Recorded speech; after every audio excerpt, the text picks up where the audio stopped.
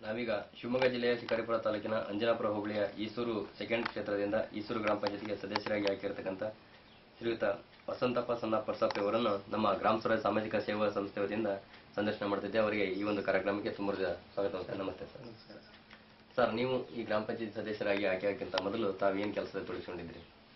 ಈ ಗ್ರಾಮ ಪಂಚಾಯತಿ ಸದಸ್ಯನಾಗೋಕ್ಕಿಂತ ಮುಂಚೆ ಗ್ರಾಮ ಪಂಚಾಯತಿಯ ನಾನು ಕಾರ್ಯದರ್ಶಿಯಾಗಿ PDO ಆಗಿ ಕೆಲಸ ನಿರ್ವಹಿಸ್ತಾ ಇದ್ದೆ.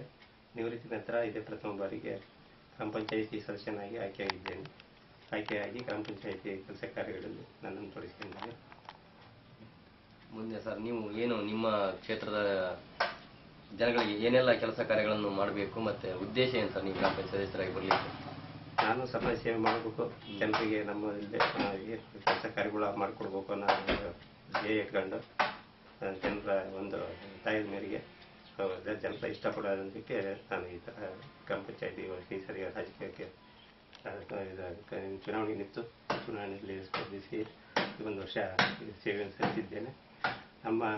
ನಾವು ಆಸೆಗಳನ್ನು ಇಟ್ಕೊಂಡಿರ್ತೀವಿ, ಭಾಳ ಇಟ್ಕೊಂಡಿರ್ತೀವಿ.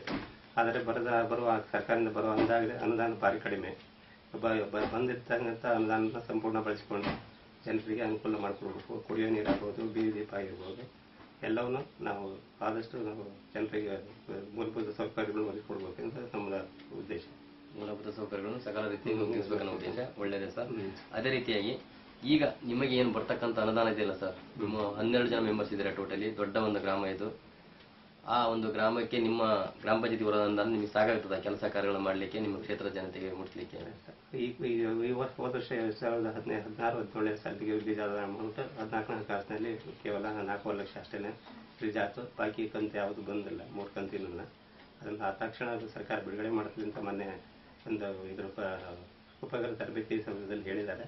ಬಂದ ತಕ್ಷಣ ಅದನ್ನು ಉಳಿದ ಕಾಮಗಾರಿಗಳು ಮಾಡಿಕೊಡೋಕ್ಕೆ ನಾವು ಪ್ರಯತ್ನ ಪಡ್ತೀವಿ. ಖಂಡಿತ ಸರ್, ಒಳ್ಳೆ ಅಭಿಪ್ರಾಯನೇ. ಅದೇ ರೀತಿಯಾಗಿ ಈಗ ನಿಮಗೆ ಕೊಡ್ತಕ್ಕಂಥ ಗೌರವಧನ, ಅದ್ರ ಬಗ್ಗೆ ತಮ್ಮ ಅಭಿಪ್ರಾಯ ಏನು ಸರ್? ಗ್ರಾಮ ಪಂಚಾಯತಿ ಅಧ್ಯಕ್ಷರಿಗೆ 1,000 ಕೊಡ್ತಾ ಇದ್ದಾರೆ, ಒಂದು ಉಪಾಧ್ಯಕ್ಷರಿಗೆ 500, 600, ಸದಸ್ಯರಿಗೆ 500 ರೂಪಾಯಿ ಕೊಡ್ತಾ ಇದ್ದಾರೆ. ಇದ್ರ ಬಗ್ಗೆ ತಮ್ಮ ಅನಿಸಿಕೆ ಏನು ಸರ್? ಕೆಲವು SC/ST ಜನಾಂಗದವರು ಸದಸ್ಯರನ್ನ ಹೋಲಿಕೆ ಮಾಡಿದ್ರೆ ಅವರ ದಿನಗೂಲಿನೇ 300 ರೂಪಾಯಿ 400 ರೂಪಾಯಿ ಇದೆ. ಅದ್ರ ಬಗ್ಗೆ ತಮ್ಮ ಅನಿಸಿಕೆ ಏನು ಸರ್?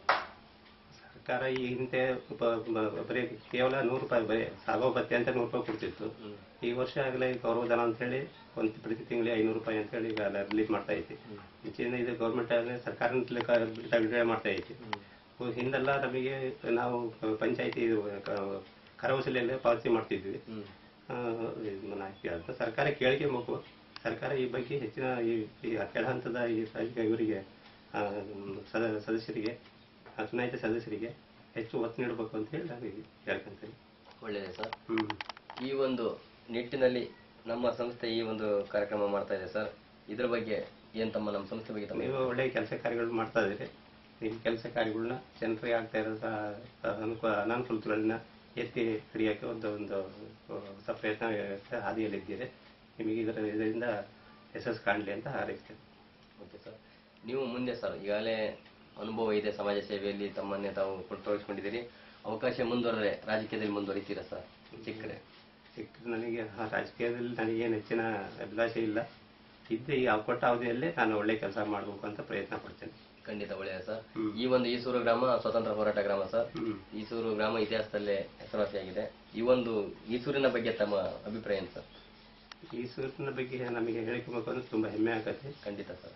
ಅದ್ರ ಬಗ್ಗೆ ನಾವು ಸಾಕಷ್ಟು ಏನಾದ್ರು ಮಾಡಿ ನಾವು ಈ ಒಂದು ರಾಜಕೀಯದಲ್ಲಿ ಚುನಾಯಿತರಾಗಿ ಬಂದಿದ್ದೇವೆ. ನಮ್ಮಿಂದ ಏನಾಗತ್ತೆ, ಎಷ್ಟು ಕುಡಿಯೋ ನೀರಾಗಿರ್ಬೋದು, ಬೀದಿ ದೀಪ ಆಗಿರ್ಬೋದು, ಬೇರೆ ಯಾವುದೇ ಸಮಸ್ಯೆ ಆದ್ರೂ ನಾವು ಬಗೆಹರಿಸೋಕ್ಕೆ ಪ್ರಯತ್ನ, ಸಾಮಾಜಿಕ ಕಳಕಳಿಯ ಒಂದು ಜನರ ಏನು ವಸತಿ ಯೋಜನೆ ಇರಬಹುದು, ಎಲ್ಲ ಯೋಜನೆಗಳಿಗೆ ಸರ್ಕಾರ ನೀಡುವ ಎಲ್ಲ ಸವಲತ್ತುಗಳನ್ನು ಜನರಿಗೆ ತಲುಪಬೇಕು ಅಂತ ನನ್ನ ಆಸೆ. ಖಂಡಿತ ಸರ್. ತಮ್ಮ ಅಮೂಲ್ಯ ಸಮಯ ನಮ್ಮೊಂದಿಗೆ ಕಳೆದಕ್ಕೆ ನಮ್ಮ ಸಂಸ್ಕೃತಿಯಿಂದ ಈ ನೆನಪಿನ ಕಾರಣಕ್ಕೆ